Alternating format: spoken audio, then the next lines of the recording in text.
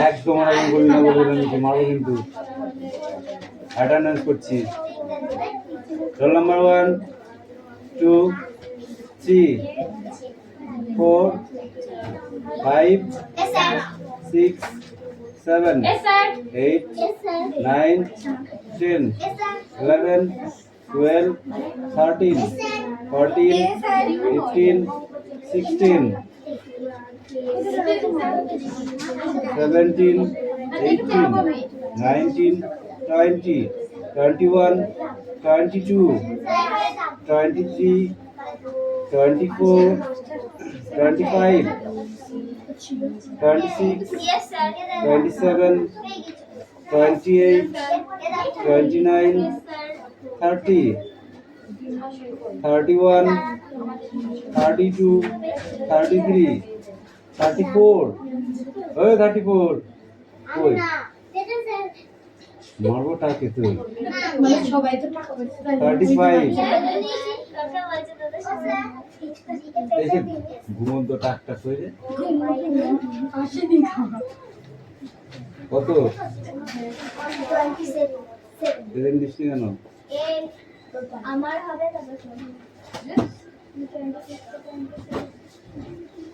27 ওই জন্য অ্যাবসেন্ট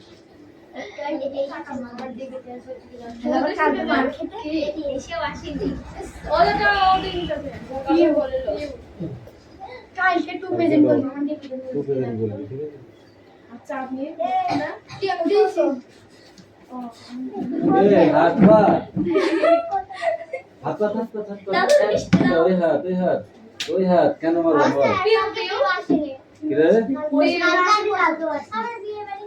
তোর বিয়ে বাড়ি মানে ফোন করবি আপনার ছুটি নিয়ে আজকের মাঠটা খেয়ে না আসতে করে নাহলে কিন্তু অন্যায় হবে এটা বলা কিটা বলেছে আসতে মারবো কে আমি তুই জোরে মারেছি কিসের জন্য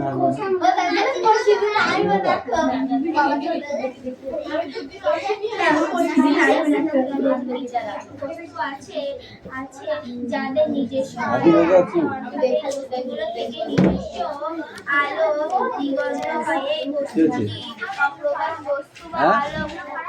পড়া হবে নেবো এক্ষুনি লিখতে দেবো ওদের হবে না তোরা দেখে নে তাড়াতাড়ি বের করে দে তোর একটু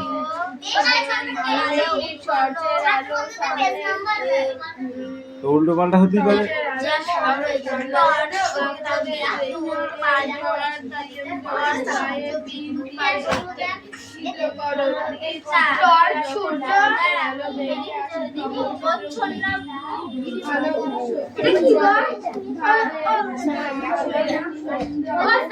স্বচ্ছ বস্তু গলা ফোলা আমার যেটা হয় গলগণ্ড যেটা বলি না আমরা গলগণ্ড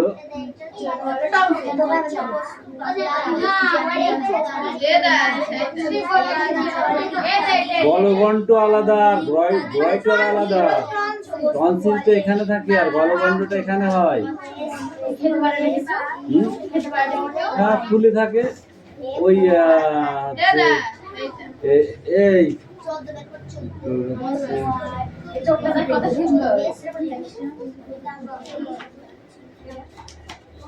দেখি আমি কত দেখা দেখে দেখো চোখ খুব ঢালা বেরিয়ে পড়ে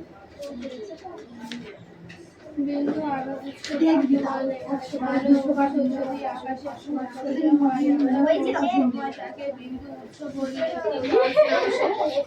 বাবলার বাবার নাম কি ছিল জানো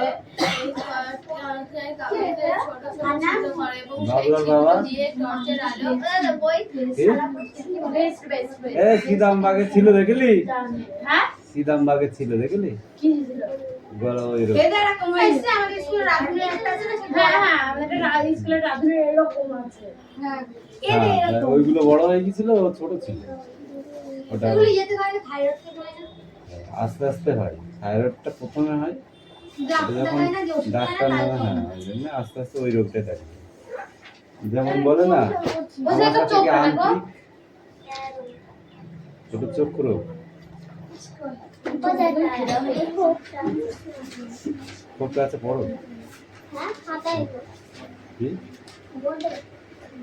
বোর্ডে? তো দাও দেখি কি আছে বোর্ডে।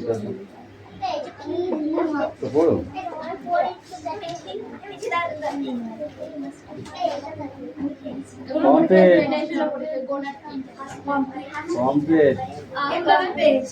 পম্পলেট না পম্পলেট খেয়েছিস? আমাদের বাড়িতে নিয়ে হ্যাঁ,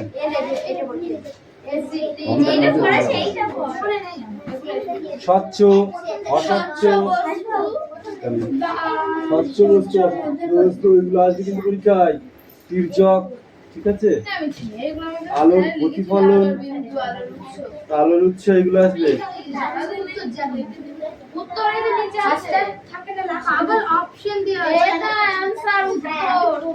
ওখানে উত্তর দিয়ে আছে, যেমন দাগে দিয়ে ফেলবে ওখানে উত্তর দিয়ে আছে।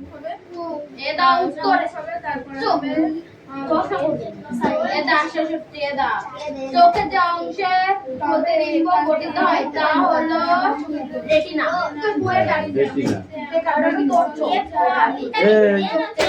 ওগুলো একটু ভালো করে দেখ, উচ্চারণটা কর, উচ্চারণ করিস না।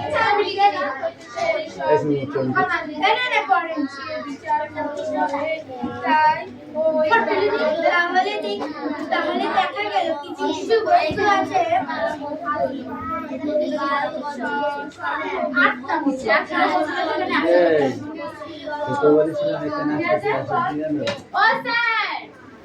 শর্ট 100টা কোশ্চেন আছে করব।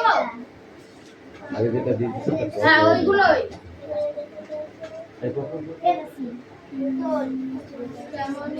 এই আদিরা হয় হয় তো আচরণ করতে পারে কোনো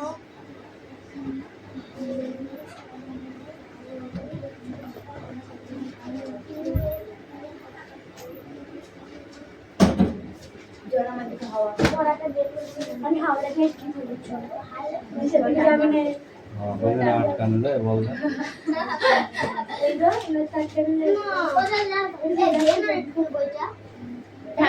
চলতে পারে।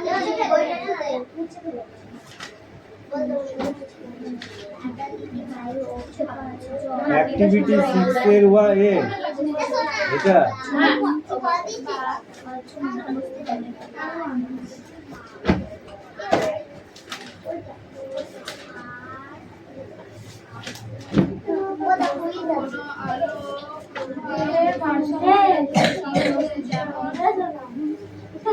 the girl yes playing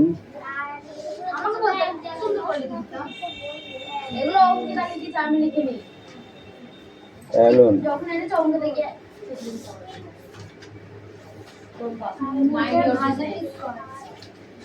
I'm bored of not disturb करता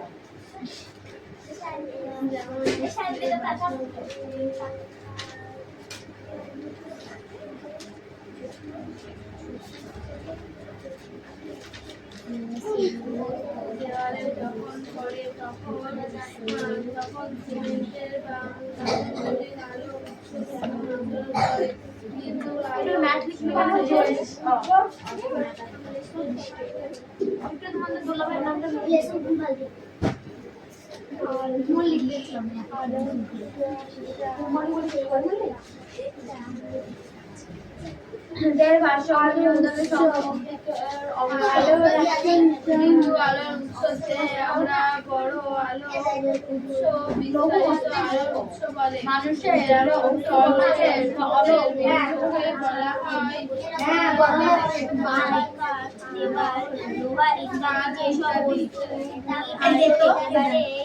চলাচল করতে পারে না। আসুন আপনার সূর্যের আলো ও স্যার সুগার মার পাওনা আছে তোমার কাউকে মেরেছিল পোকা রেখেছি কিছু না এটা তো তুই কত শুভ কালকে আমাকে মেরেছিল এখানে মোটের কার্টুন সুগার না আসবে এটা রুল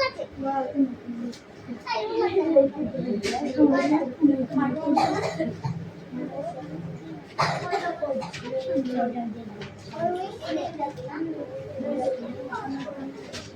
লজ্জা লাগে জানা আছে আমাকে মারলি এটা আর লজ্জা লাগে না আরে জোনটা ওই গানটা মনে নেই কো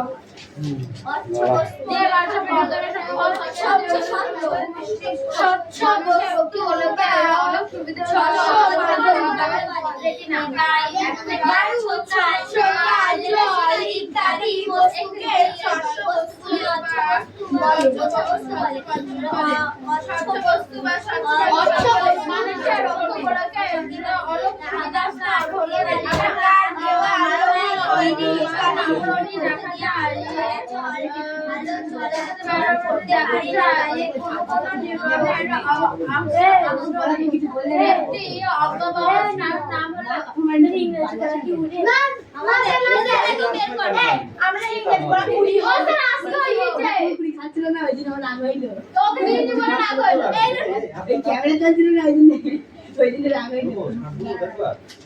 যদি দেখি গায়ে হাত দিয়া আবার এরপরে কিন্তু দুমদাম করে মারবে ওয়ার্নিং দিবা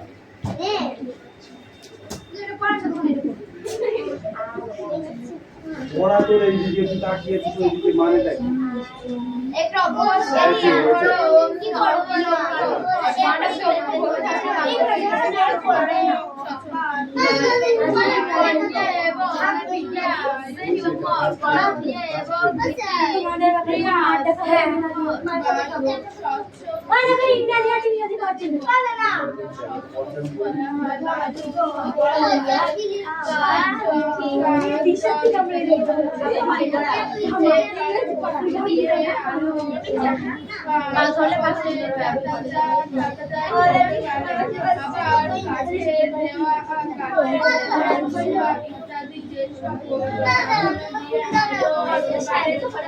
কি করে মানে কেন এখন ভিডিও চাই কি লিখছি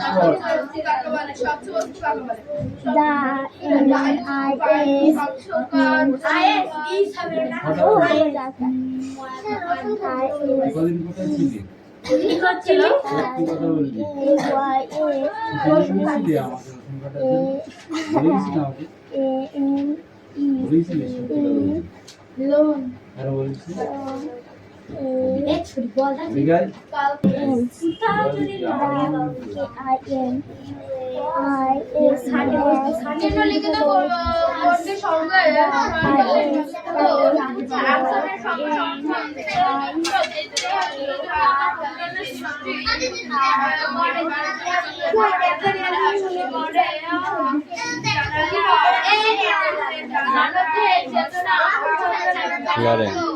ক্লিয়ারেন্স এই আর কি আছে তোর তুই একা আছিস আজকে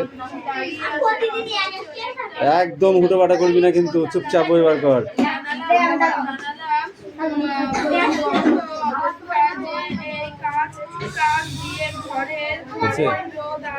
দিয়েছি যারটা দাগানো সেটা দে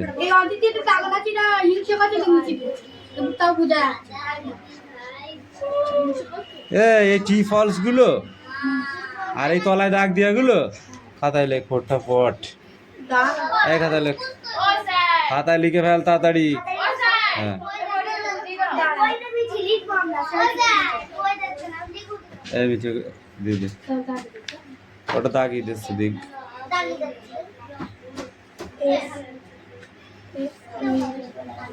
বর্জনের সংজ্ঞা বর্জনের সংজ্ঞা বর্জন মানে কি যা ত্যাগ করা হয় সেটা হচ্ছে বর্জন আর যেটা গ্রহণ করা হয় সেটা বর্জন নাকি তাই সেটা গ্রহণ গ্রহিতা গ্রহিত বা গ্রহিতা। আর যেটা ফেলে দেওয়া হয় যেটাকে বলা হয় অপ্রয়োজনীয়। অপ্রয়োজনীয়, যেমন আমরা সবজি কাটি, সবজি খোসাগুলোকে ফেলে দিই, এটা হলো অপ্রয়োজনীয়। ঠিক আছে, সেই জন্য ফেলে দিই। যদি প্রয়োজন থাকতে ফেলতাম না। তাই কি হয়েছে তোদের? হ্যাঁ হ্যাঁ, ওটা লিখে নিয়ে আসতে, যে কোনো ফ্লাওয়ার ওটা খাতায় লিখতে হবে। এই যা বারে ওটা নামা করবি, ওখান থেকে দেখা যাবে, ওখান থেকে দেখে দেখে বলবি।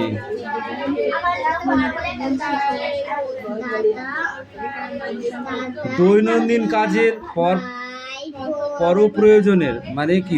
দৈনন্দিন কাজের পরপ্রয়োজনের অতিরিক্ত বাতিল ও আপাতভাবে ব্যবহৃত যোগ্য অস্বচ্ছ যেসব কঠিন তরল গ্যাসীয় ও দ্রব্য পানীয় করা হয়, মানুষ সহ পরিবেশের ক্ষয়ক্ষতি করে, তাকে বর্জন বলে।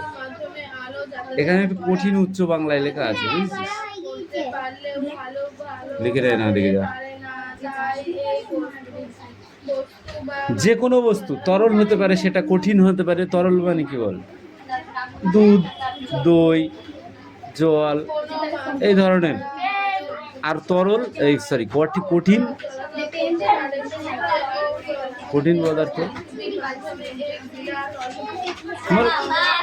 খাবারের যে কোনো, হ্যাঁ, যেগুলো শক্ত খাবার একটু, যেমন দেখ, দুধ থেকে তৈরি হয় কি? দুধ তো তরল। দুধ জমিয়ে কি হয়তো কি তৈরি হয়? ক্ষীর তৈরি হয়। ক্ষীরটা কি নষ্ট হয় না? অফকোর্স হতেই পারে, সেটা বেশি দিন লাগতে পারে, সে কিন্তু হবে, ক্ষতি হবে। ঠিক আছে, তারপরে আছে যেমন গ্যাসীয় পদার্থ। হ্যাঁ, গ্যাসীয় পদার্থ। ঠিক আছে, গ্যাসীয় পদার্থ কি হতে পারে? যেগুলো আমরা খাই। হ্যাঁ,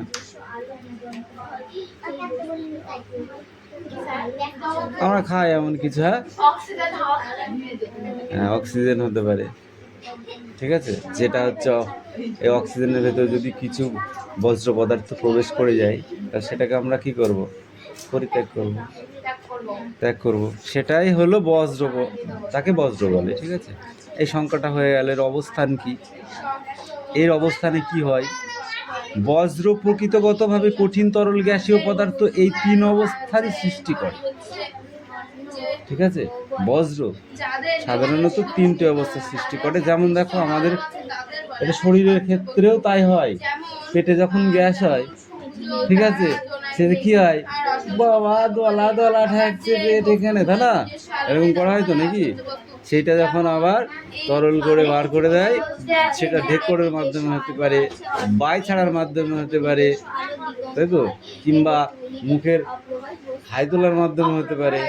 ওটা গ্যাসীয় হিসাবে বাইরে বেরিয়ে যায়। প্রথমে ছিল কঠিন, যেটা হলো শক্ত লাগছে। তারপরে হলো তরল হয়ে কি হচ্ছে? এবার ওইটা হলো গ্যাস হয়ে বেরিয়ে যাচ্ছে। সেটা বজ্র পদার্থ যখন আমরা পরিত্যাগ করি, তার মাধ্যমেও হতে পারে। আর কিভাবে যাবে এটা বলা মুশকিল, এটা বলা যাবে না। ঠিক আছে, কিন্তু বেরোবে। এই হলো ব্যাপার। প্রয়োজনীয় উপযোগিতাহীন, এই প্রয়োজনীয় উপযোগিতাহীনগুলোকে আবার 4টি ভাগে ভাগ করেছে। সেটা কি? একটা হলো অবস্থান, প্রয়োজনহীনতা, যেটা হলো অবস্থান মানে সেটা থাকার জায়গা। প্রয়োজনহীনতা, যেটা আমাদের প্রয়োজন নেই। আরেকটা দূষণ, যেটা দূষিত হয়ে গেছে। আরেকটা পরিণতি, এবং দূষিত হওয়ার ফলে যেটা হয়, যদি আমরা সেটা পরিত্যাগ না করি, তাহলে এই 3-4টে অবস্থানের মাধ্যমে আমাদের সেই ক্ষতিগুলো হতে পারে। ঠিক আছে, এই অবস্থানটা কি?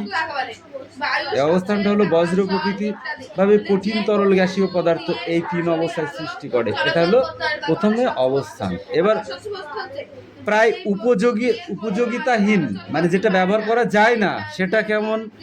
এগুলি আপাততভাবে উপযোগিতা শূন্য ও ব্যবহার অযোগ্য, যেটাকে আর ব্যবহার করা যায় না। পান্তা ভাত আমরা খাই, ঠিক আছে, তাই না? কিন্তু সেটা যদি গন্ধ বেরোয় বা পাত ফোটা এক ধরনের বুদ ওঠে, তাহলে সেইটা কি খাওয়া যায়? তখন আমরা কি বলি, এটা পচে গেছে, এটা খাওয়া যাবে না, তাই না? বাটার, এই হচ্ছে বাটার। খেয়েছিস বাটার? দেখেছি না খাই। ব্রেড খেয়েছিস? ব্রেড হ্যাঁ ব্রেড। কোন ব্রেডগুলো খেয়েছিস?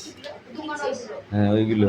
তো ওর ভিতরে এক ধরনের হলদে, এই সরি, এক ধরনের নীলচে আস্তরণ পড়ে, দেখেছিস? ওটাকে কি বলে? ওটা ব্যাকটেরিয়া, ছত্রাক। হুম, ওটা ল্যাকটিক অ্যাসিড, ওটা উপকারী ব্যাকটেরিয়া। ব্যাকটেরিয়া কিন্তু শুধু ক্ষতি করে তা নয়। তুই কোথায় পাওয়া? চোখে দেখা যায় ব্যাকটেরিয়া? ব্যাকটেরিয়া কি চোখে দেখা যায়? যায় না, ঠিক আছে? ছত্রাকটা দেখা যায় খানিকটা, ছত্রাক যেটা আস্তরণ পড়ে এক ধরনের সাদাটে, দেখেছিস? লেবুতে পড়ে, হ্যাঁ আলুতে পড়ে, লেবুতে পড়ে, বেশিরভাগ টক জাতীয় জিনিসে বেশি পড়ে। দই, আলুতে যেটা পড়ে সেটা অপ্রয়োজনীয়, খাওয়া যায় না, কিন্তু লেবুরটা খাওয়া যায়, ঠিক আছে? ওই থেকে পেনিসিলিয়াম তৈরি হয়। ওই পেনিসিলিয়াম যদি তোদের কোথাও ফোড়া হয়, ওই টক জাতীয় যে ফলগুলো, সেই ফলের ওপর যে সাদা আস্তরণটা পড়ে, সেটা নিয়ে যদি সেই ফোড়ায় লাগিয়ে দিস, রাতারাতি ফেটে যাবে। লেবুতে বেশি হয়, সেটা ব্যাপার না, ঠিক আছে? কিন্তু ব্যাকটেরিয়াটা সৃষ্টি কোথায় হচ্ছে বেশি, সেটা তেঁতুল একটা ছোট জিনিস, তাতে কত ব্যাকটেরিয়া হতে পারে। লেবু একটা তো বড়, তাই না? সে লেবুটা কেটে ফেলে রাখবা, দেখবো লেবুতে ওর জায়গাটা বেশি পাচ্ছে, ব্যাকটেরিয়াটা তৈরি করতে পারছে বেশি। বুঝা গেল? ওই ওই কি করতাছস? এবার পরিণতি। কিছু বজ্র পচে গিয়েও মাটিতে মিশে যায়, কিছু বজ্র আছে যা পচে গিয়ে মাটিতে মিশে যায়, আবার কিছু বজ্র আছে যা দীর্ঘদিনেও মেশে না মাটিতে। একটা প্লাস্টিক, অবশ্যই একটা প্লাস্টিক দীর্ঘদিন ধরে পড়ে থাকবে, কিন্তু মাটির সঙ্গে সে মিশতে চায়, মিশবে না। হ্যাঁ মিশবে, বহুদিন পর, সে যুগ যুগ হতে পারে। তো ওইগুলো তো জৈব পদার্থ। এবার কঠিন বজ্র কাকে বলে? দৈনন্দিন কাজে ব্যবহৃত পর প্রয়োজনীয় অতিরিক্ত ও অস্বচ্ছ ফেলে দেওয়ার কঠিন অবস্থার পরিবর্তনকে কঠিন অবস্থা বলে। যে অস্বচ্ছগুলো আমরা ফেলে দিই, তার কঠিন অবস্থাকেই কঠিন বজ্র পদার্থ বলে, যে কঠিন অবস্থান তৈরি হয়, ঠিক আছে? এবার তরল বজ্র কাকে বলে? ওড়াটা ধরি, হ্যাঁ তো বেরোচ্ছি, হ্যাঁ বার করছি, বললাম না? এই নীলম, পড়ছিস না কিন্তু। আর সোনাম, তুই কিন্তু গল্প করছিস। সোনাম, আমি কিন্তু শুধু গল্প করতে দেখছি তোমাকে। মনে মনে পড়া বেশি ভালো নয়। এই দেখো, এবার সাইলেন্স সাইলেন্স। কঠিন বজ্র পদার্থ উদাহরণ, এটা কোথা থেকে হয়? যেমন খবরের কাগজ, ঠোঙা, খবর কাগজের ঠোঙা তৈরি করে না, সেখান থেকে হতে পারে। প্লাস্টিক ব্যাগ, মগ, বালতি ভাঙা যেগুলো, এইগুলো থেকে হতে পারে। এবার তরল পদার্থের উদাহরণগুলি, আসতে পড়তে বলেছি। গৃহস্থলিত ধোয়া এবং কাপড় কাচার নোংরা জল, গৃহস্থলীর যে ধোয়া হয় রান্নার ফলে সেগুলো, তারপরে কাপড় কাচা ধোয়া জল, যে নোংরা জলটা, পায়খানা ও পায়খানা প্রস্রাবের যে অপ্রয়োজনীয় বজ্র পদার্থ সেইগুলো, ঠিক আছে? এবার গ্যাসীয় কোনগুলো উদাহরণ? গ্যাসীয় আবর্জনার বস্তু থেকে মিথেন, যেমন HCH2। মিথেনের সাংকেতিক রূপ কি? মিথেনের সাংকেতিক রূপ কি? CH2। আমি বললাম, তোকে জিজ্ঞাসা করেছি কেন? মন দিয়ে শুনিস নি তাই? অ্যামোনিয়াম, অ্যামোনিয়ামের সাংকেতিক রূপ কি, যা ক্লাস 9-8 পড়েছিস? তা মনে থাকবে কেন? NH3 NH3 মনে রাখবে। তারপরে গৃহস্থলিত উনুন, মোটর গাড়ির কারখানা ও তাপ বিদ্যুৎ কেন্দ্রীয় চিমনি। তাপ বিদ্যুৎ কেন্দ্র দেখেছিস? দীঘায় যেতে যেতে দেখিসনি? দীঘায় যাওয়ার সময় দেখিসনি তাপ বিদ্যুৎ কেন্দ্র কোলাঘাটে? দেখেছিলি? যেখানে কয়লার তাপ বিদ্যুৎ তাপ তৈরি হচ্ছে, বললাম তোদেরকে, ওই দেখ লাইট জ্বলছে, বড় চিমনি দিয়ে ধোয়া উঠছে, ওইগুলো। তাহলে এইটুকুই বড়, এটুকু খুব প্রত্যেকটা পদে পদে কোশ্চেন আছে, কিন্তু সহজ, একটু মন দিয়ে পড়লে হয়ে যাবে। একটি কাগজ নাও, তার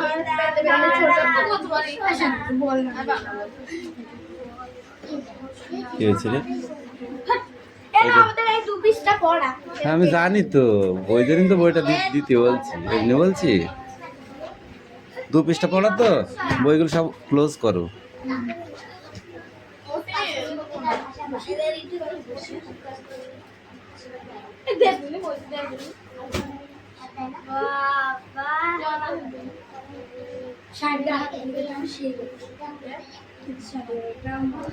এই আলোক উৎস কাকে বলে তুমি বলো নিলাম?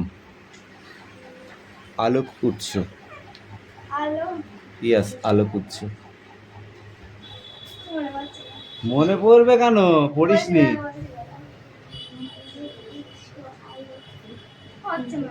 বাহ গুড, কান্দে যাই থাক। কি বল? আলোক উৎস কাকে বলে বলেছি? আলোর উৎস, আলোক উৎস কাকে বলে? কিছু কিছু বস্তু আছে যাদের নিজস্ব আলো নেই, কিন্তু তারা স্টপ, নিজস্ব তুমি বলো। আলো আছে। আলোর উৎস একটি কাগজের ওপর কিছু অসংখ্য ছিদ্র। এই তুই বল, ওই স্ট্যান্ড আপ। আলোর উৎস কাকে বলে?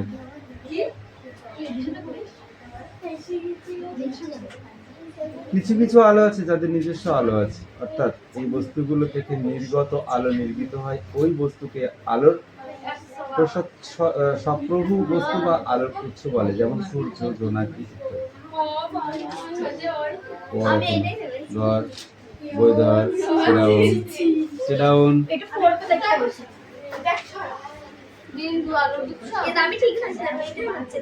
এ সোনাম, কি চিন্তা করতেছো? মার খাইবি? তাহলে ভয় পাচ্ছিস? শিয়াল আসবে ওখান দিয়ে? আসবে না।